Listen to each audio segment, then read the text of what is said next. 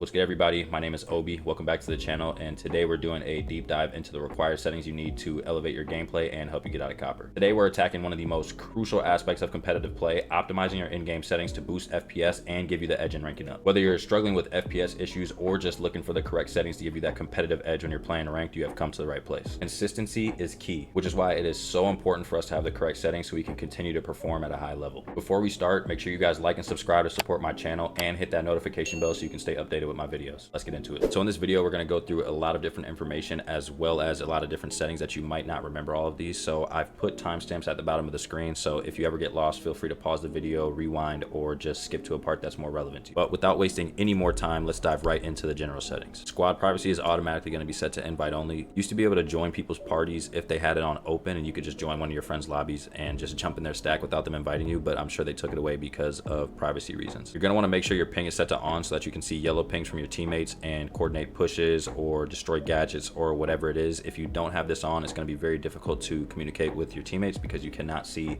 what they can see on their screen. So you're going to want to leave ping on. Display performance metrics. This is where you can see the performance of your PC and how it's doing FPS wise, the way your GPU is working, your CPU, etc. If I turn this on minimal, you'll see at the bottom of the screen here, it says the FPS, GPU, ping, and the version of the game that you're running. If I press advanced metrics, you can see it just shows basically the same thing, except it shows a little bit of a graph that shows the performance over time. I personally like to leave this off when I'm in game, unless I'm having FPS issues that I can visually see, then I'll turn it on and try to figure out what's going on. Connectivity feedback, these are just the icons that are going to pop up if you ever start lagging. As you can see on the right side here, latency, jitter, packet loss, FPS, host, and hit rejected. All these things will pop up at the bottom of your screen, similar to where display performance metrics would be.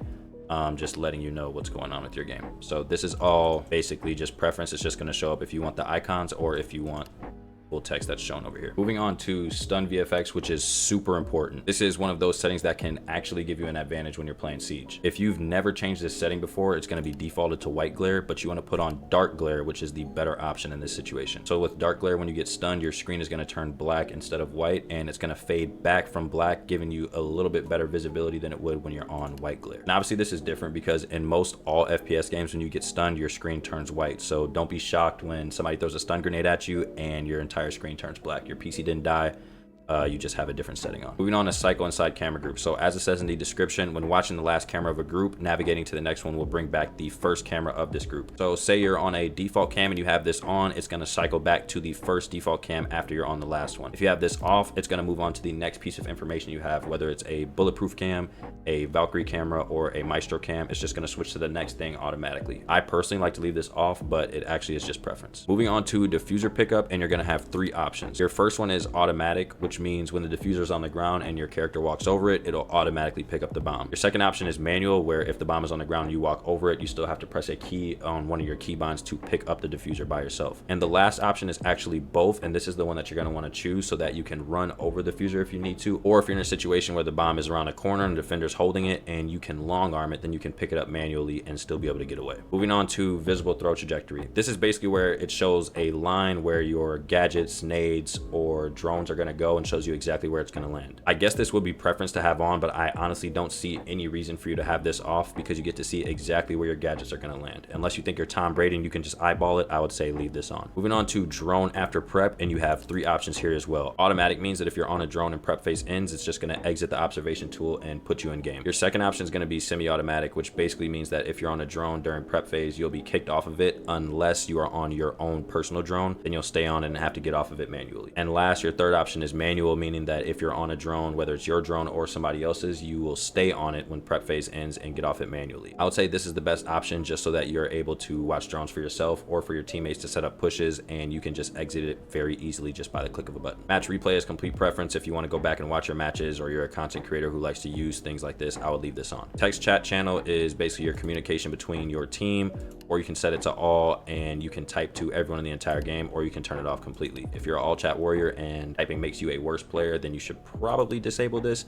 I'm going to leave this on. Crossplay matchmaking you can leave on, and crossplay communication you can also leave on. I don't know why I have this off, but honestly, it doesn't really matter because who the fuck plays on Stadia? When we move on to HUD, you guys will see that there are plenty of settings here that can alter and change the layout of your screen and how your gameplay experience is visually. Everything under HUD is complete preference. You can customize your game however you like, so make sure you take some time and go through every single setting, see what it means, and see what you like visually. Moving on to audio, which is actually super important for your gameplay in Rainbow Six Siege. The first 3 on this list are complete preference: your spoken language, your menu and subtitles language, and your subtitle. That's complete preference, does not matter. But when we go here to dynamic range, this is super important. So you're gonna have 3 options here: hi-fi, TV, and night mode. Hi-fi and night mode are the 2 that people use mostly. Hi-fi means that when there's an explosion, everything is gonna be loud, footsteps are gonna be loud. Just about every single thing in the game is super loud in your ear and you can hear everything. But when you turn things on night mode, the sound is a little bit more compressed and footsteps will be louder and explosions will be quieter. So this is mostly what people use competitively because footsteps are what matter and you don't necessarily need to hear an explosion at max volume in your ear. There's really no reason for that. So I would say choose night mode. If you're hard of hearing and you don't hear anything, no matter what your settings are, go ahead and choose hi-fi. If you press TV, you're just trolling. I don't know why anyone would press that. Moving on to all these volume settings: master volume, in-game sound effects, in-game music, etc., all the way down. All of these are preference. This is really just based on your PC and your headset and what your ears are like. When you get to voice chat input mode, you're gonna wanna make sure this is on push to talk. Please do not have this on open mic, which means that everything you say in the mic is gonna be heard by everyone in the game. No one wants to hear your dog, no one wants to hear your cat screaming, and no one wants to hear your mom telling you to come eat dinner.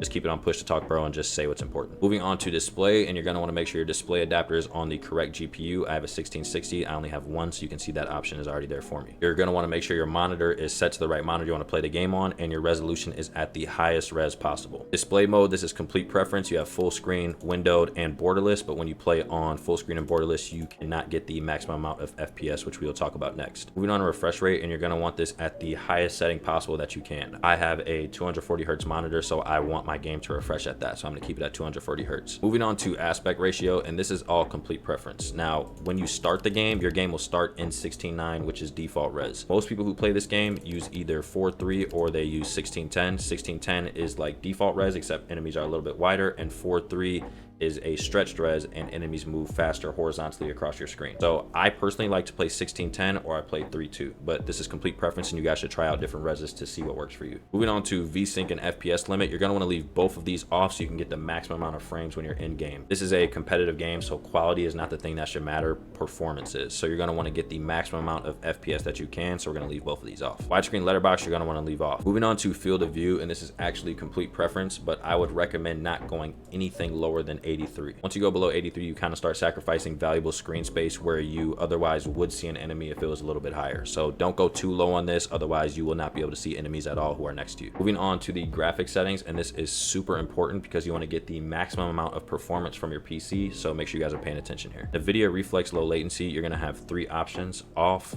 on, or on plus boost. It is very different for every build. It's very different for everybody's PC. So I would recommend going through and seeing what works for you or what gives you the maximum amount of FPS and then staying there. I personally get the most when I have it off, so I'm gonna leave it off. Latency flash indicator, you should leave this off. It's a distraction to have a flashing white box at the bottom of your screen every time you click, showing you the latency. So I would just leave this off. And if you don't know what that is, cool, doesn't matter anyways, just leave it off. Moving on to graphics quality, and with all of these settings you see on this list, you're gonna wanna always prioritize performance over quality. This is a competitive game, like I said earlier, so you're gonna want more FPS rather than your game looking beautiful. If you don't really care about frames and you want your game to look like Cyberpunk, you are playing the wrong game. I would suggest making sure all of these settings are the lowest they can. Besides shadows. Shadows are super important, and you're gonna wanna leave these on high or very high so that you can see enemies before they come around a corner. There are certain spots on almost every map where you can see enemy shadows before you see them, which can give you a competitive advantage if you have this on. So make sure you guys have this on high or very high. Everything else should be on low so you can get the maximum amount of FPS. But for the most part, everything besides shadows on this list should be at low so you can get the maximum amount of FPS. But if you have a Jeff Bezos cyborg build, then maybe you'll be able to play with all these settings on high, but you guys just need to test and see what works for your PC. Moving on to controls. I'm on PC, so I'm only gonna go through the keyboard and mouse options, but if there's any console peeps that are watching this video right now and want me to do a tutorial for controller settings, then comment below and I'll see what I can do. Now, starting with raw input, you're gonna wanna leave this off because there has been a plethora of bugs with this. Some people say it works, some people say it doesn't work. I like to just turn it off and on when I'm coping that I can't get a kill, but you guys should definitely leave this off. Moving on to mouse look inversion, you're gonna wanna leave this disabled unless you are a Top Gun flight simulator pilot, then I would say there's literally zero reason for you to have this on. Moving on to mouse sensitivity settings, and all of this is complete preference. Now, without going through all the ins and outs of sensitivities and explaining everything, I'm just going to say generally having a lower sense is going to be better for consistent accuracy, so make sure you're going through and seeing what settings work. I personally use 11 on horizontal and vertical, and my mouse ADS is 46 for 1, 2.5x is 64, and 3.5x is 76. I don't generally play Glaz or Kali ever with snipers, so I usually don't even mess with these senses. Like I said, sensitivity is complete preference, and you guys need to find what works for you. I recently posted an aiming tutorial video for Rainbow Six Siege that I'm actually going to link in the comments below for you guys. So if you need help finding the right sense for you, or just generally with your aim, go ahead and check that out after this video. Moving on to mouse scroll, and you're going to want to have this disabled. When you have mouse scroll on, it basically just means that you can use your middle mouse button on your mouse to switch weapons, which can sometimes actually get you in trouble, because if you're in the middle of a gunfight and you accidentally scroll, you will switch weapons and you will die, which is why I like to leave this disabled. Moving on to gadget and drone deployment, and you're going to want to leave both of these things on advanced. For gadget deployment, when this is on standard, if you're near a wall and you're holding an ADS, you're going to automatically place it on the wall as soon as you press your keybind. But when this is on advanced, when you pull out that ADS, you still have the option to walk around with it and place it wherever you want. And similarly for drone deployment, when your operator throws a drone, you're automatically going to get on it. When this is on advanced, you can throw a drone and then choose when you want to get on it. And this can be advantageous for baiting out an enemy or just throwing a drone so that somebody can watch it without you getting on it. We move on to aim, lean, sprint, crouch, prone, walk, and these keybinds. These are all preference, but what I'm going to say is you should probably leave these on default, especially if you're a new player. These settings being on default are actually the same as all other FPS games, so if you turn any of these settings to something different, it might just mess you up and it'll be something that's a little bit foreign. But I do know people who have changed some of these settings and are still really good at the game, but I would say just leave it on default unless you know something specific is going to work better for you. Moving on to privacy settings. All these settings basically were made for streamers to be able to hide who they're playing against, hide their teammates' names, hide their avatar, and use an alias to queue into games so that people don't know who they are and they don't stream snipe. So if you're a streamer, you already know what this stuff is. If you don't, then just leave this stuff alone. Moving on to accessibility, and this is the area where you can change the color of your crosshair and the opacity. Everything in accessibility is pretty much preference, just like some of the other settings, except for screen shake and stun VFX. Now, we've already talked about stun VFX. I don't know why this setting is in two different areas. I think that's just a bug from Siege, so it already should be set to what you set it on when you're in general, which is dark glare. But screen shake intensity is also super important. You're gonna have three options: off, medium, and default. The only option you should be selecting for this is off. That means if something explodes around you, your screen is not going to shake and it's going to stay there. In previous seasons of Rainbow Six Siege, you didn't have the ability to turn this off, and when something exploded near you, your entire screen would shake and it would be super hard for you to shoot enemies. And when people started figuring this out, players started to throw impacts at enemies before swinging them, which gave them a huge advantage because the enemy could not shoot straight. But now that Ubisoft has finally seen the light and they put this in the game, you guys should leave this off so that you have a greater advantage. And that is a wrap for our settings tutorial on Rainbow Six Siege. Now, using these settings is not actually going to make you better at the game, just giving you the tools and consistency that you need to keep climbing the ranks and working on your game. If you found this video helpful at all, don't forget to like and make sure you're subscribed and have that notification bell set so you guys can keep up with my videos. Drop a comment below with any questions that you have, or if you're confused, or for any future tutorials you want to see. I respond to every single comment. Thank you guys for watching this video, and I'll see you in the next one. Peace.